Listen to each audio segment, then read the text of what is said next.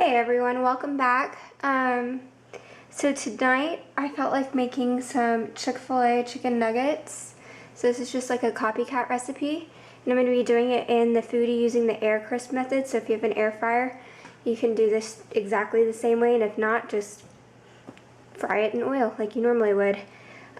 So what makes Chick-fil-A chicken special is that they brine their chicken in pickle juice. So I'm going to go ahead and cube up my chicken, and we're going to get it brining because that's going to take, you want to give it at least an hour to brine. So we're just going to cut this into like little 1-inch cubes. So I'm just using organic, free-range, boneless, skinless chicken breasts here. Sometimes I'll pound them out so that they're even before I cut them, but I just decided to go ahead and skip that step this time. Just kind of up to you what you want to do.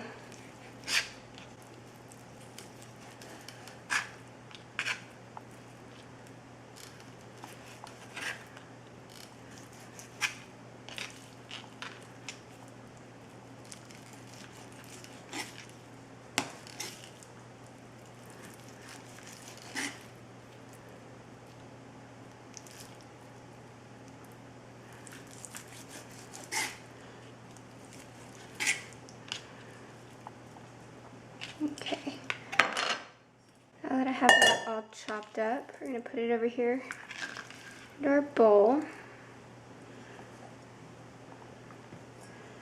And so I have 3/4 cup of dill pickle juice. And you really just need however much it takes to cover it. And if you have really, really sour pickle juice, like Vlasic is really sour, it's really strong, I would cut it. I'd put some water in here along with the pickle juice. So as you all know, I like spicy things. So I'm going to be adding some Frank's Red Hot sauce to this brine as well.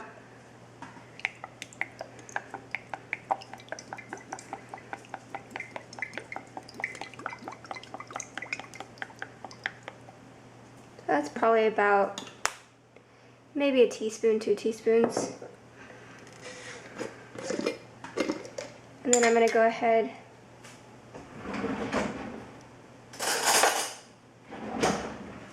I'm going to add about a 1/2 teaspoon of coconut sugar. Just give this a nice stir, and then I'm going to cover and let it sit in the refrigerator for about an hour. Allie, no. So you can let this brine for up to about 24 hours. I wouldn't let it go too long, or else the pickle juice will start to cure it and it'll get a little bit of a mealy texture. So 1 to 24 hours is probably good. I normally would do this like just during the day. So I would get up and make whatever brine I'm doing, whether it's this pickle juice or just a traditional saltwater brine, and just put it over the chicken in the morning and cook it that night. So this time I just decided that I'm going to make this, so here we go. I'm going to cover this and put it in the fridge, and I'll see y'all in a little bit. Alright guys, welcome back. It's been about an hour. So I just got the chicken out of the refrigerator. You can see I drained off the pickle juice. There's still a little bit left in there, but that's okay. And you also can kind of see it like has a little whitish color. That's from the acid in the pickle juice, and that's why I recommended not brining over 24 hours, because it's curing the meat. And so that's why it'll get mealy. It breaks down the fibers in the meat, and it can get kind of mushy. So we're going to go ahead and make the breading for our chicken nuggets. So I have 3/4 cup of spelt flour. This is organic spelt flour that I have, and that's already in here. And I'm going to add 1/4 cup of cornstarch. And that helps really give you a crispy crust.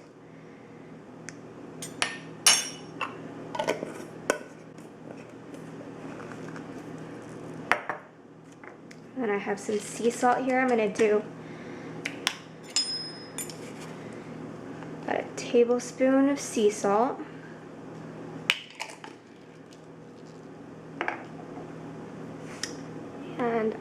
got some white pepper. White pepper is a little bit stronger than black pepper, so you want to use it a little bit more sparingly. So I'm going to do about a half a tablespoon of white pepper. And you can do black pepper if you'd like. If you don't have white pepper, don't worry about it. Just do a full tablespoon of it. And guys, this is a really sad day for me. I am almost out of granulated garlic. And so I'm going to use everything I have, but I would normally put probably about a half of a tablespoon to 1 cup of breading. But I don't have a half a tablespoon.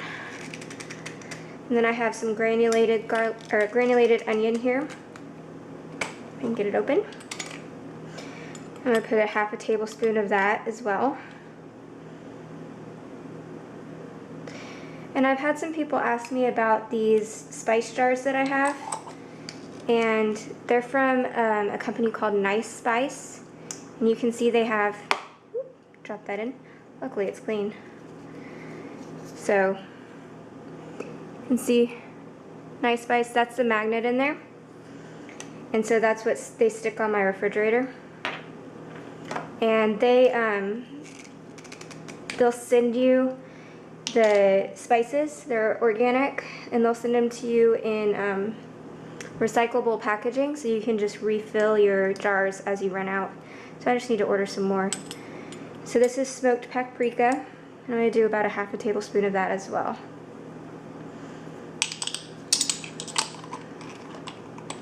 Oh, I love the smell of smoked paprika. So good. Let's go ahead and I'm going to shake this up. Get it all mixed.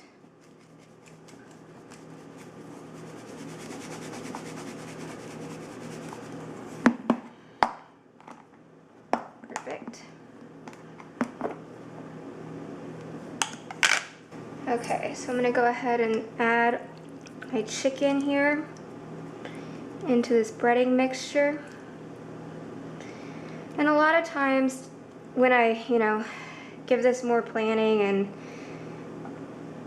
am more mentally prepared to make this, depending on the effort I want to put in, I'll do double dip batter. So I would have an egg wash, which is just 1 egg and about a tablespoon of milk, maybe 2 tablespoons. You just beat it up, and I'll sometimes I'll put like salt and pepper and some hot sauce in there. And so you would do this step of breading, and then you would take it out, shake off all the excess flour, and dip it into the egg wash, and then put it back in here and shake it off again. I didn't really feel like doing that tonight, so we're just going to stick with how it is. Okay, so I'm going to get these out and put them on a plate, and then I'm going to go ahead and start preheating my air fryer, and we'll get started on frying these up. Alright, see y'all in a second. Okay, so I've got my Foodi preheated on air crisp to 350. I went ahead and put a piece of corn in there to go let it start cooking because it was still frozen. And I have my chicken nuggets. And you can see that the breading has kind of started to soak in, which you want to do. It's good if you can let it rest with the breading on it for about 30 minutes. So I'm going to go ahead and spray. I'm going to spray the tops of these.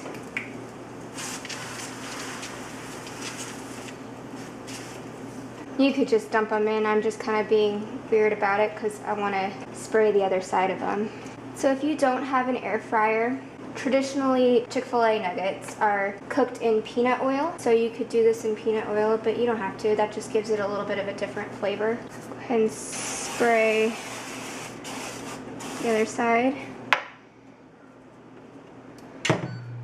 Alright, we're going to let this go for about 5 minutes and then we'll come and check on them. It's been just over 5 minutes. Oh, they smell really, really good. bacon. We're just gonna kind of flip them over, give them a little stir. Alright. Let that go. Give that another 5 minutes or so and check on them again. Okay, so it's been another 5 minutes.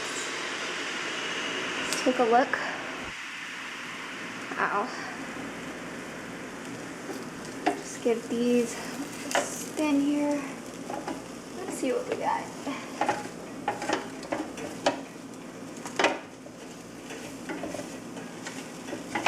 These look really, really good. Some of them are sticking a little bit. I think I stirred them too early last time. I should have waited. So when you're air frying, I don't know if you can see there's some white flour that's still showing. Just give that a little spritz and that'll get rid of that white flour. So it'll actually brown up better. So we're gonna give this just a couple more minutes. And we'll call it done. It's actually probably cooked all the way through. I just wanted a little bit crispier. So we'll see you in just a couple minutes. Okay, so it's been about 3 more minutes and oh, these look absolutely perfect. Zoom you in here. Can y'all see that? They're perfectly golden brown. So I'm gonna go ahead and take these out. Let's take out this corn. That's beautiful.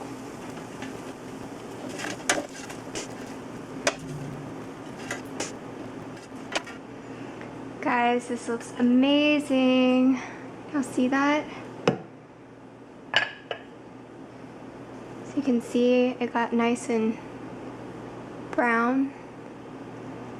I'm gonna go ahead and try it.